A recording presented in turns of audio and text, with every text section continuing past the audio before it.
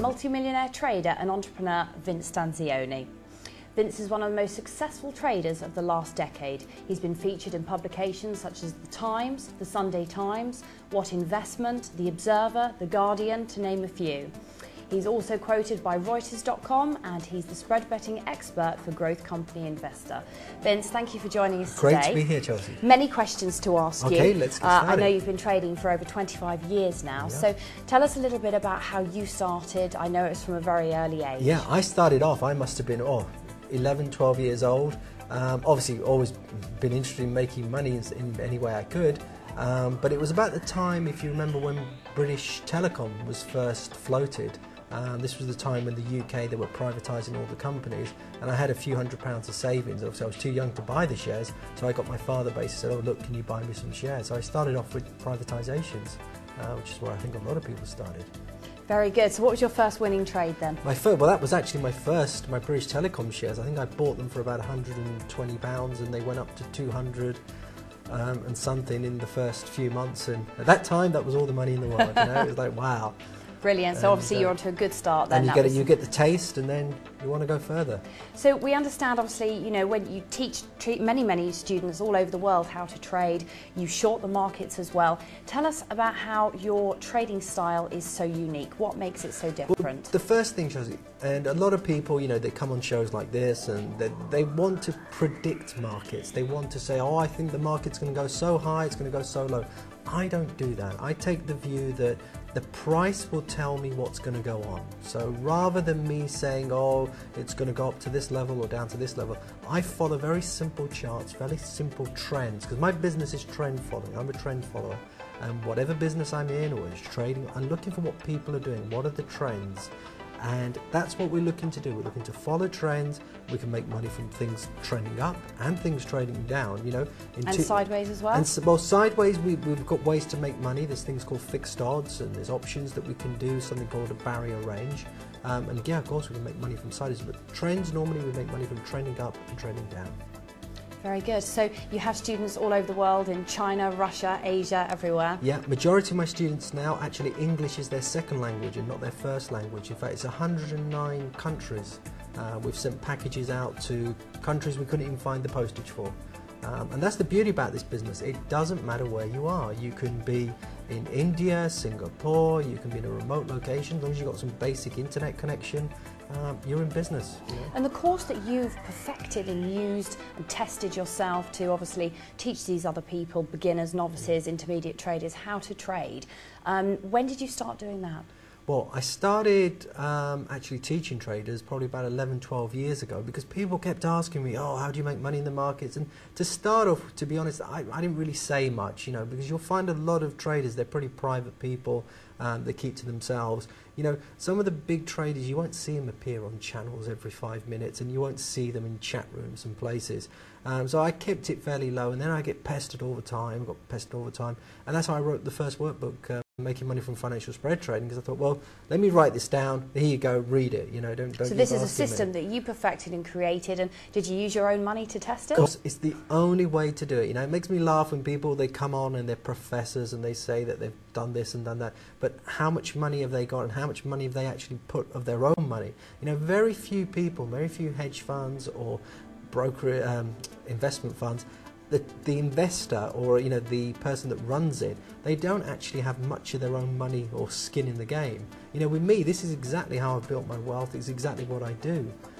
So everything I teach is based on my own experience. And I think that's where you are different, that a lot of the systems out there, you know, there's perhaps systems that people have written, but nobody, unlike your good self, has actually tested they're what I call and this is your own textbooks. system. You're absolutely right. They're textbook teachers, basically. They say, oh, this is what should happen, this is what may happen, and so on.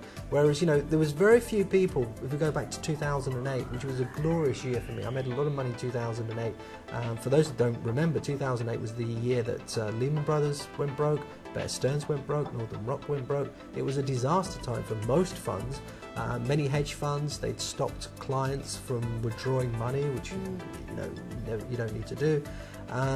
Whereas because of the systems that I had in place, you know, I was happy to make money on the short side and the downside as well as things going up. And that's perhaps where a lot of traders don't short the market, and they miss out on great opportunities. And the other thing is, people are very narrow with all this technology, you know, especially in the United States and sometimes in the UK. They think that's it. All there is the United States or the UK or Europe. The truth is, it's a big world out there, and it's as easy today to trade stocks in Malaysia, in Singapore, in Australia. You know, it doesn't matter where you're based. You don't have to trade your home market. And we're not just talking about shares here. We're talking about currencies, commodities, indices, the whole shebang. Yeah. When I say market, and sometimes I say stocks, I mean currencies, commodities, bonds.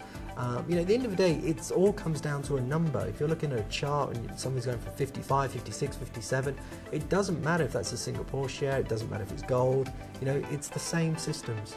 And I understand that you were one of the first to spot the new bull market in commodities, alongside obviously legendary investor Jim Rogers. So tell us a little bit about, you know, your work with Jim. I know he's spoken at many of your events. Yeah, before. Absolutely. Well, what had happened, this was around 2000, and most people were still in the dot-com business. And, you know, I was looking at what's going to happen next. And I'd read a book that many of you have probably heard of, something called Market Wizards. And I'd seen Jim Rogers a little bit, but he'd actually gone off on one of his tours, and he was very hard to get hold of. And I remember I'd read about him in Market Wizards, and he was talking about commodities and trends and what have you.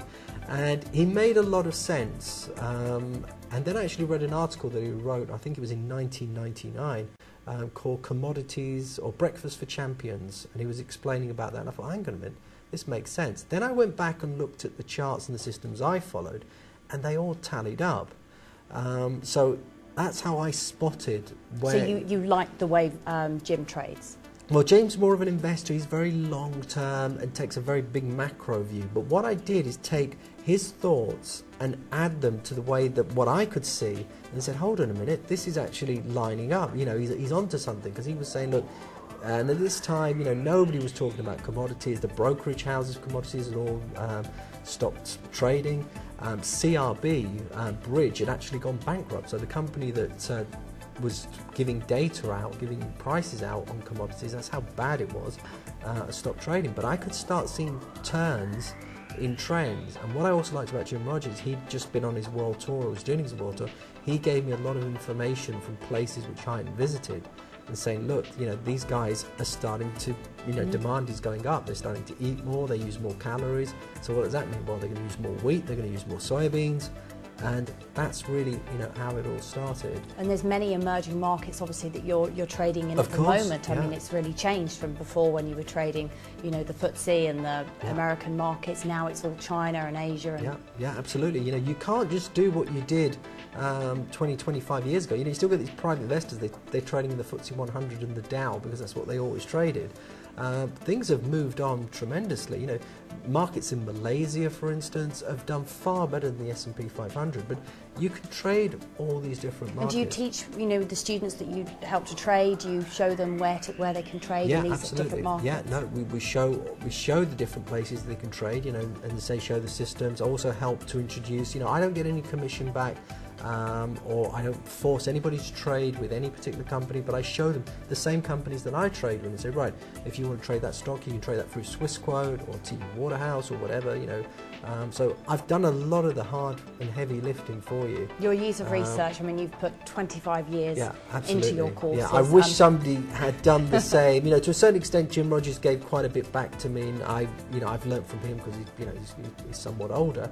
So I did get something back from him, but a lot of the time, you know, as I say, I had to start and find this all out the hard way, whereas some people, it's like following a map.